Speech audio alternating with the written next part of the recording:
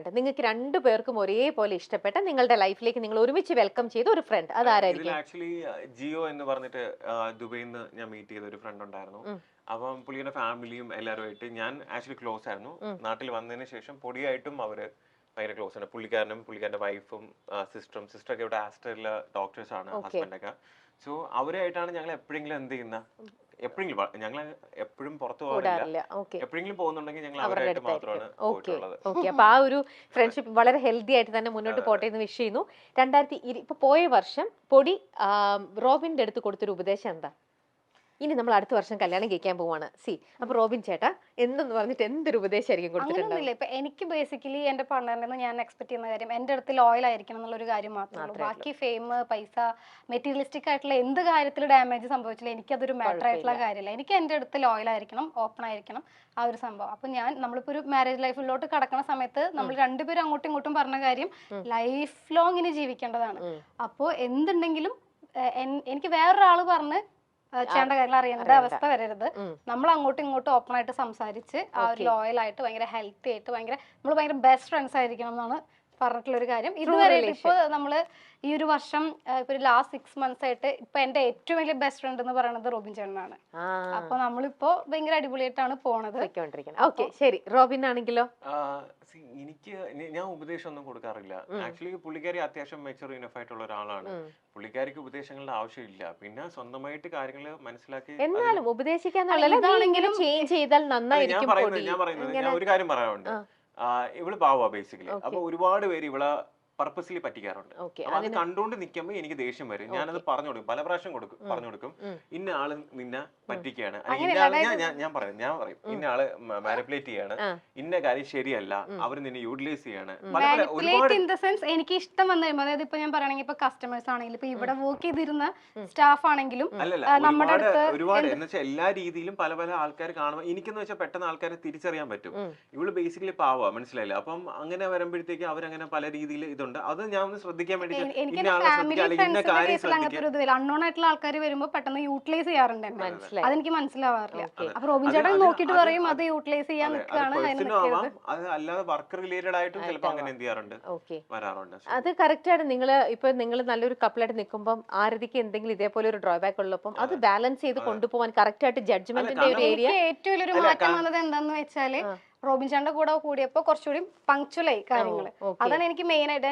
ആളെപ്പോഴും ഞാൻ എപ്പോഴും ഭയങ്കര ലേറ്റ് ആവുന്ന ഒരു ടൈപ്പാ. പക്ഷെ റോബിൻ ചേട്ടന്റെ കൂടെ നടക്കുമ്പോ കറക്റ്റ് ആയിട്ട് ടൈമിംഗ് എപ്പോഴും എനിക്ക് പഠിച്ചു. ആള് കുറച്ച് സിസ്റ്റമാറ്റിക് ഒക്കെ ആവാൻ തുടങ്ങി. അതെ, എനിക്ക് പങ്ക്ച്വാലിറ്റിയുടെ കാര്യത്തിൽ ഭയങ്കര പ്രാധാന്യം. ചില സമയത്ത് ലേറ്റ് ആവുമ്പോഴത്തേക്ക് ഭയങ്കരമായിട്ട് എന്ത് ചെയ്യും, ഈവൻ മുന്നേ ഇനോഗ്രേഷൻ ഒക്കെ പോകുമ്പോൾ അവര് പറയും, അവരാണ് നമ്മുടെ ആവശ്യപ്പെടുന്നത് അരമണിക്കൂർ കഴിഞ്ഞ് എന്ത് ചെയ്യാം നമുക്ക് വരാം. അപ്പൊ നമുക്ക് ആ ഹോസ്പിറ്റലിൽ കറക്റ്റ് ആയിട്ട് എന്ന് വെച്ചാൽ കേരളത്തിൽ നിന്ന് ഒരു 15 മിനിറ്റ് മുന്നേ ഞാൻ എന്റെ പഞ്ചം ചെയ്യും. ഒരു പ്രാവശ്യം പോലും ഞാൻ എന്ത് ചെയ്തിട്ടില്ല ഈ കഴിഞ്ഞ 8 വർഷത്തിൽ ലേറ്റ് ആയിട്ടില്ല. എനിക്ക് അങ്ങനെ ഒരു പ്രശ്നമേ വന്നിട്ടില്ല. അപ്പം പൊടിയുടെ കാര്യത്തിൽ നോക്കാം, പൊടിയെല്ലാം പയ്യെ ഞാനിങ്ങനെ വലിയ ഞാൻ പറയും, ഞാൻ സമയം കൊടുക്കും. 20 മിനിറ്റ് ഈ സമയമാകുമ്പോൾ ഞാൻ വണ്ടി എടുത്ത് അവിടെ നിൽക്കും, പോവും. ഇല്ലെങ്കിൽ ഞാൻ പോവും, അല്ലെങ്കിൽ വന്നോ. അതുകൊണ്ട് ഇപ്പൊ കറക്റ്റ് ആയിട്ട് എന്ത് ചെയ്യും ആള് കാര്യങ്ങള് ഒരു 80% പഞ്ചലായി. അപ്പൊ നമുക്കിനി ഞങ്ങൾ വന്നത് വെറുതെ കൈയും വീശും എവിടെയും പോയിട്ടില്ല. അപ്പൊ ഞങ്ങള് ന്യൂ ഇയറിന് പോകുമ്പോഴുണ്ടല്ലോ എല്ലായിടത്തും കൈ നിറയെ സമ്മാനങ്ങളായിട്ടാ പോകുന്നത്.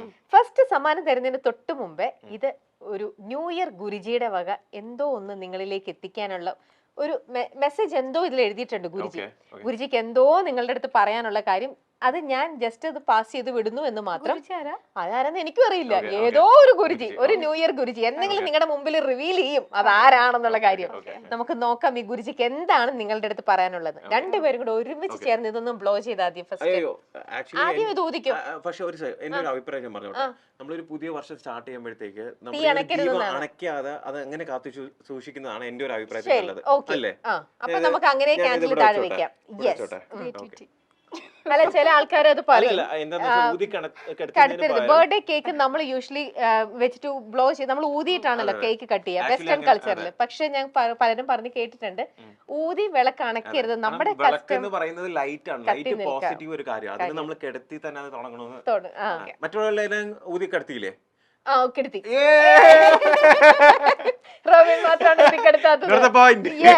അല്ല അത് ഞാനും അത് കുറെ നാൾ ഫോളോ ചെയ്യുന്നുണ്ടായിരുന്നു. കേക്കിൽ എന്നിട്ട് കാൻഡിൽസ് വെക്കില്ല, കാരണം നമ്മൾ കത്തിക്കുകയാണ് ചെയ്യുന്നത്. അങ്ങനെ ഞാനും ചെയ്തിട്ടുണ്ടായിരുന്നു. ഓക്കെ, അപ്പൊ നമുക്ക് നോക്കാം ഗുരുജിക്ക് എന്താ നിങ്ങളുടെ അടുത്ത് പറയാനുള്ളത്. രണ്ടുപേരും കൂടെ ഒരുമിച്ച് നോക്കിക്കേ.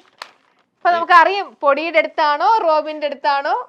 2025 ഡോക്ടർ റോബിൻ ആരതിപൊടി യഥാർത്ഥ പ്രണയം അവരുടെ സ്വന്തം യൂട്യൂബ് ചാനലിലൂടെ നമ്മൾ കാണാൻ പോകുന്നത്.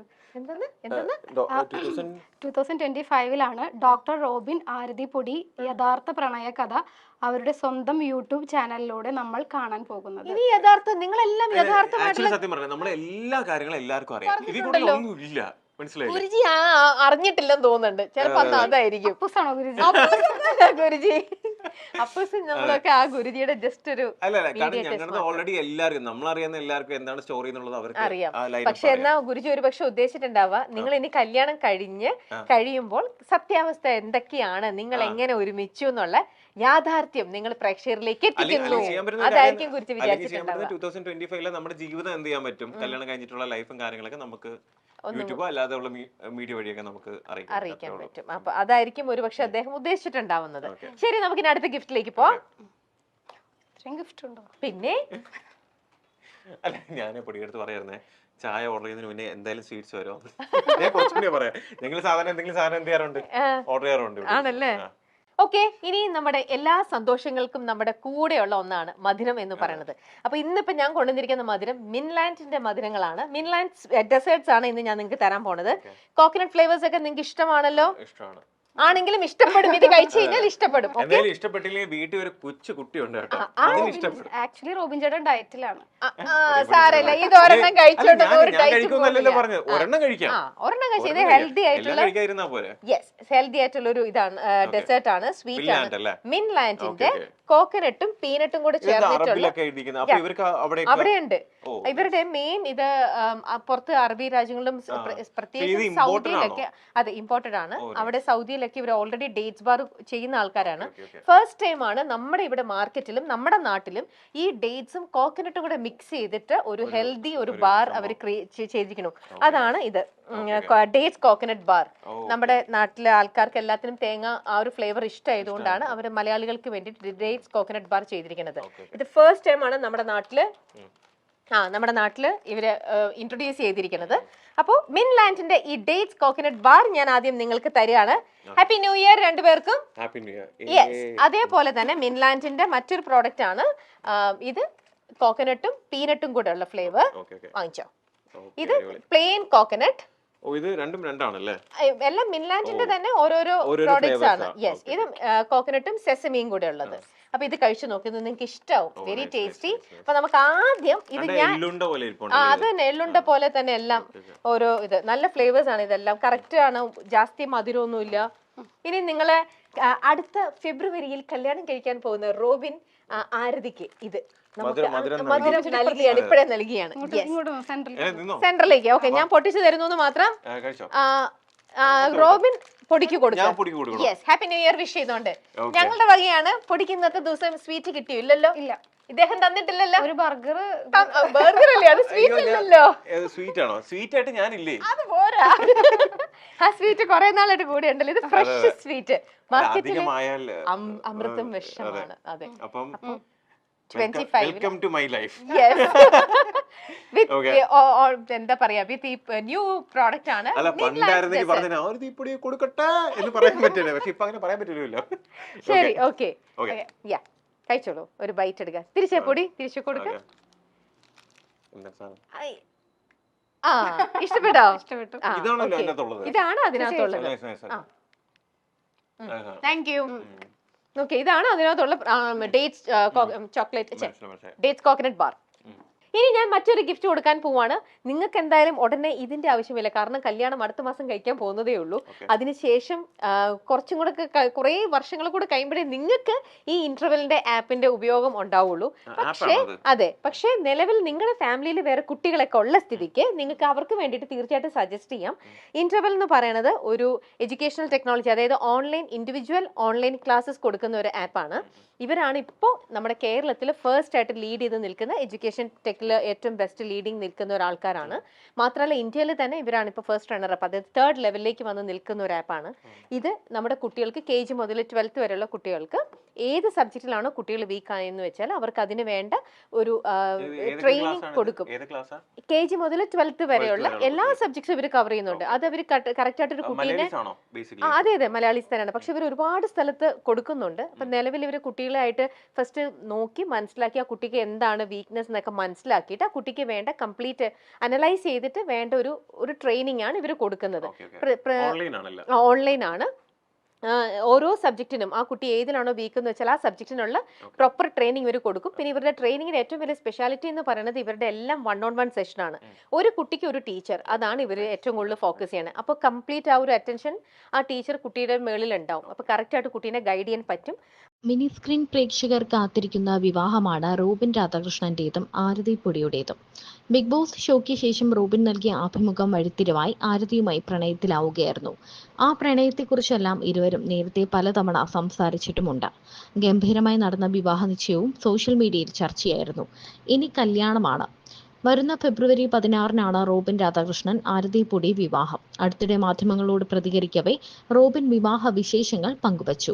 വലിയ ആർഭാടമായി നടത്തുന്ന വിവാഹമൊന്നുമല്ല, അടുത്ത ബന്ധുക്കളും സുഹൃത്തുക്കളുമെല്ലാം പങ്കെടുക്കുന്ന കുറച്ചധികം ചടങ്ങുകളുള്ള വിവാഹമായിരിക്കും. പിന്നെ വിവാഹ ജീവിതത്തിൽ ഒന്നല്ലേ ഉള്ളൂ, അതുകൊണ്ട് അത് ഓർമ്മിച്ചു വയ്ക്കാൻ പാകത്തിന് മനോഹരമാക്കുമെന്നാണ് റോബിൻ പറഞ്ഞത്. കല്യാണ വിളികളൊക്കെ നടന്നുകൊണ്ടിരിക്കുകയാണ്. ഡ്രസ് ഡിസൈനിങ്ങും മറ്റും പൂർത്തിയായി വരുന്നു. കല്യാണത്തിന് ലാലേട്ടനെ പോയി വിളിക്കും, അദ്ദേഹത്തിന്റെ അനുഗ്രഹം വാങ്ങും. വരുന്ന കാര്യം അറിയില്ല, അദ്ദേഹം തിരക്കുള്ള ആളല്ലേ, വന്നാൽ സന്തോഷം എന്നാണ് റോബിൻ പറഞ്ഞത്. കല്യാണത്തിന് ശേഷമുള്ള ഹണിമൂൺ അല്പം വ്യത്യസ്തമായിരിക്കും എന്നും റോബിൻ വ്യക്തമാക്കുന്നുണ്ട്. 2 വർഷം നീണ്ടു നിൽക്കുന്ന ഹണിമൂൺ പ്ലാൻ ആണ് ഇപ്പോൾ തങ്ങൾക്ക്. 27-ൽ അധികം രാജ്യങ്ങളിലേക്കുള്ള യാത്രയായിരിക്കും. തന്റെ ഒരു ഫ്രണ്ടാണ് ഈ വ്യത്യസ്തമായ ഹണിമൂൺ പ്ലാൻ പാക്കേജ് തന്നത്. ഒരുപക്ഷെ ഇങ്ങനെയൊരു ഹണിമൂൺ പ്ലാൻ കേരളത്തിൽ ആദ്യമായിട്ടായിരിക്കും. താൻ ഒരുപാട് സ്ഥലങ്ങളിൽ പോയിട്ടുള്ള ആളല്ല, അപ്പോൾ പിന്നെ കല്യാണത്തിന് ശേഷം ഒരുമിച്ച് ഒരുപാട് യാത്ര ചെയ്യാം എന്നാണ് തങ്ങളുടെ ഇപ്പോഴത്തെ പ്ലാൻ എന്നും പറയുന്നു.